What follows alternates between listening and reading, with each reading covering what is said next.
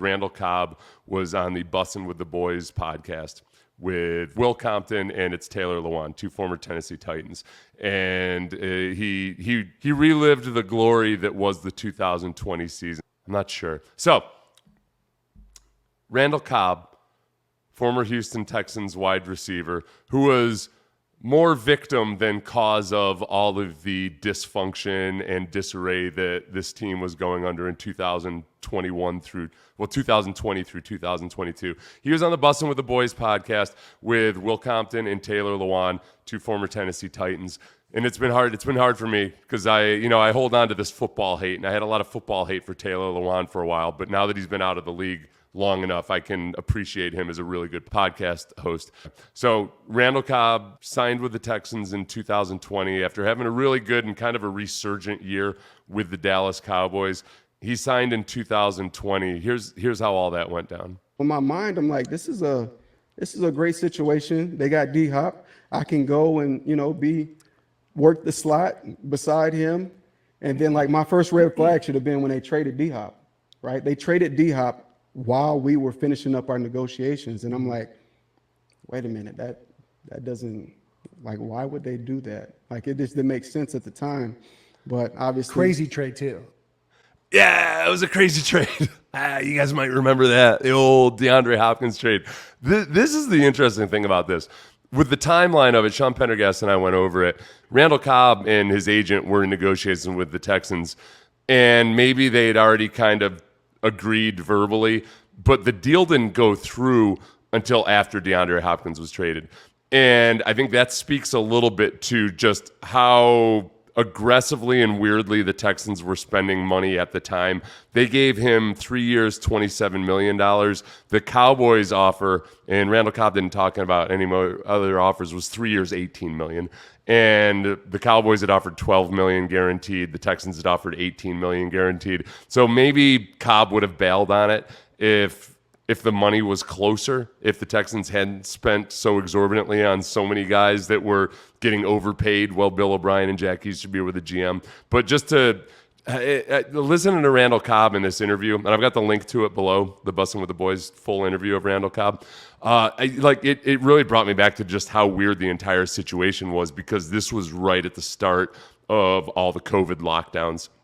And the NFL didn't know if there was going to be a draft, if there was going to be a season. There was a lot of weirdness at the time, and Cobb spoke about just how weird that was. That happens, and then I end up signing. But remember, that's the COVID year. There's no off season. Bill O'Brien's calling me like, "Hey, man, I don't know if we're gonna have a season this year. Like, I don't know when to tell you to come down here."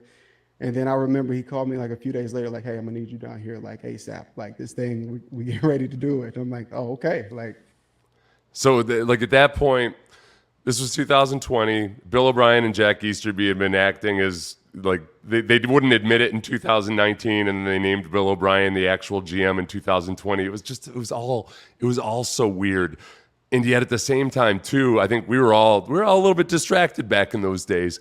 And you're trying to figure out exactly how they're going to come off of this playoff run that they had the year before. And the Texans hadn't really done anything to help a defense that had just completely and totally folded in that playoff game. But you added a Randall Cobb, Laramie Tunsil that you had added the year before, and Deshaun Watson was starting to come into his own. But you weren't even sure if there was going to be a season. The season did begin. The Texans, as you'll recall, started off 0-4. And Randall Cobb, who only had to be here for one season, basically described that entire season from his perspective in about 30 seconds.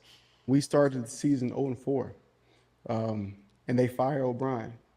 And in my mind, I'm like, what did I just saw this entire place blow up. Mm-hmm. Like, I saw the making of it. I saw it happen, and I saw the dust settle. Like, through that season, after that season, that's when they brought in, they hired Coley as the head coach, who hadn't been a coordinator.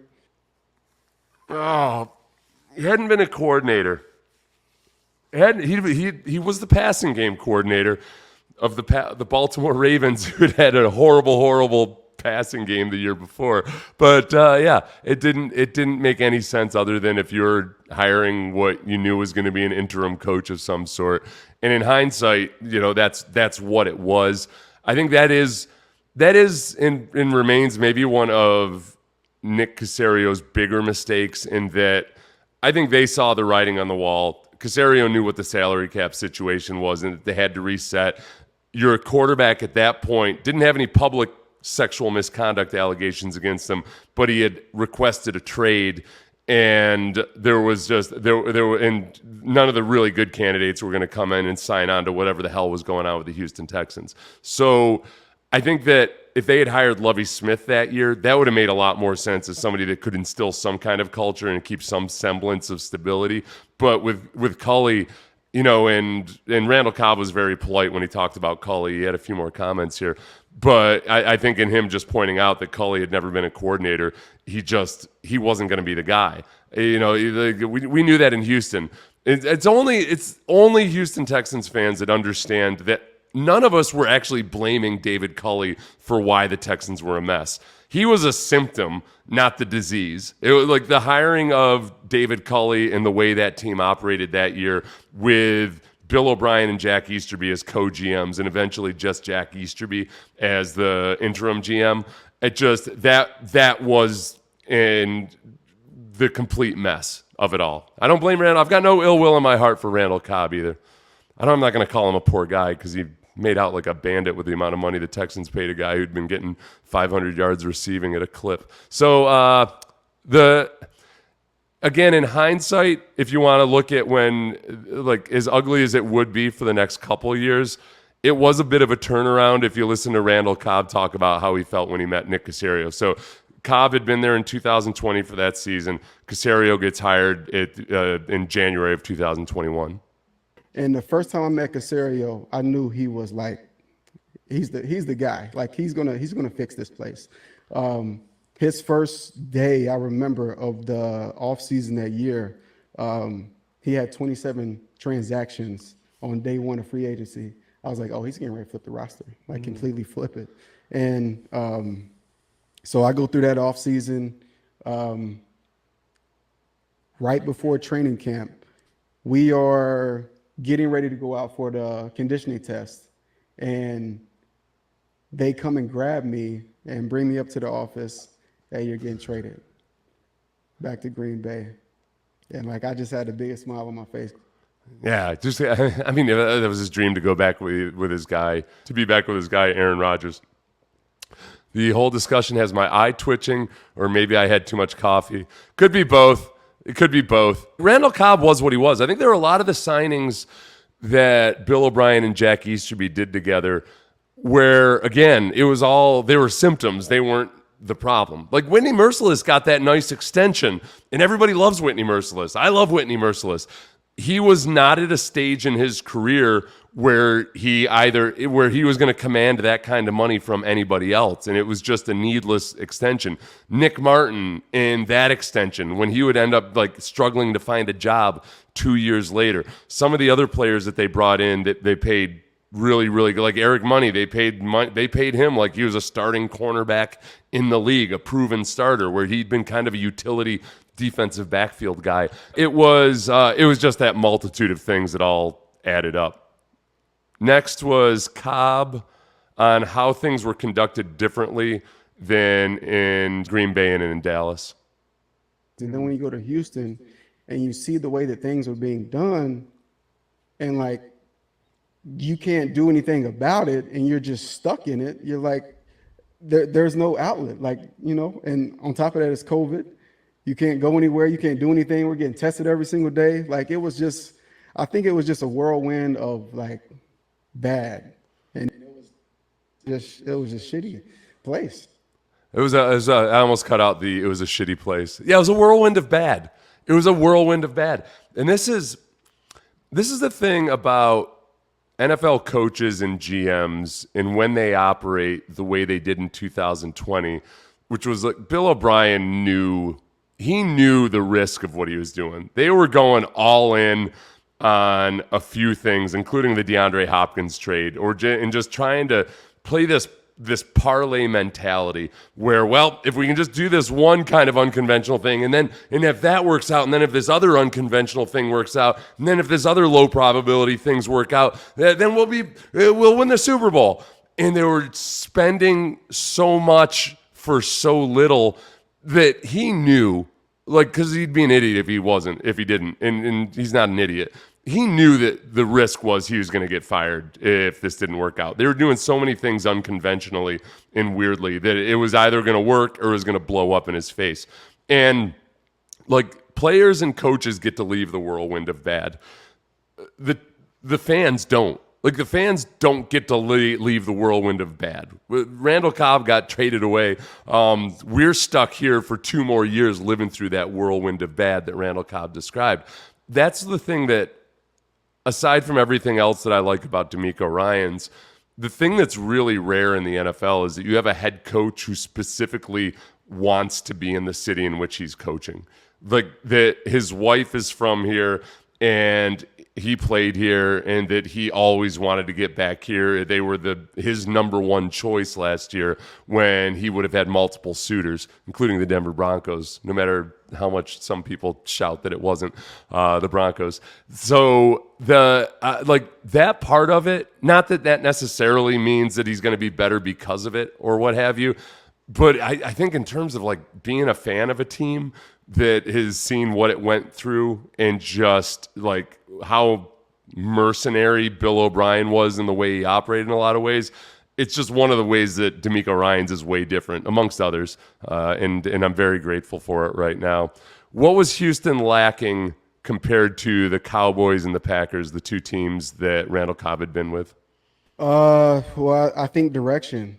Bill O'Brien was not only the head coach; he was the GM as well, right? Yeah. So now you lost your head coach and your GM. Now who's running things, right? Right. Like, and it was a crazy situation with a guy that they had put in place there, who had kind of went from being a team chaplain to the interim GM, which is wild. Jesus, take the wheel. That's a song about that. Yeah, it's wild. I can kind of relive some of this now without getting angry about it and just try to look at it from a different perspective. And there were so many times when Bill O'Brien and Jack Easterby were in charge where I really would look around and wonder if I was going crazy, because there were so many things that were so absurd and just didn't make any sense at all that, I don't know how you guys are. That whenever I'm feeling that way, I feel like, well, maybe I'm the stupid one. But then I would check and confirm, and nope, pretty much everybody. And I would call guys around the league, and they're like, nobody knows what the hell they're doing. I don't get it. I don't get it at all. I'm just happy to be through with it. I'm really, really happy to be through with it. One last thing. This made me feel a little bit better about Bill O'Brien in one respect. This is framed as a negative, but I kind of like that this is what Bill O'Brien would say to Taylor Lewan, who, when he was a player, I despised Taylor Lewan. I like him now as a podcast host. I despised him when he was a player. He is that dude, man. He's a dude that talks shit on the sideline as a head coach. Right. I'd be jogging by, and he'd be like, fuck you, Lewan. Like, Yeah. Fuck you, Bill. He said, what's your name? That whole thing. I was not a fan. Yeah. I kind of like that. I don't like it when Bill O'Brien would do it to anybody and everybody, but that part I kind of like. If you found out, if your team is good and you find out that your coach is talking that to a player that you despise, that's hard not to like. And that's where Bill O'Brien, like, honestly, just to talk to people who worked with him or were around or anything else or played for him, it's not like he was a complete D-bag all the time. I think he was a volatile guy, and he's the guy that could still be that guy from the sideline outburst with Tom Brady, but he could also be like a super thoughtful, quiet, reflective guy. And he's just the phrase I heard from multiple people at various times was he's just a completely unique individual. He is a very unique human being,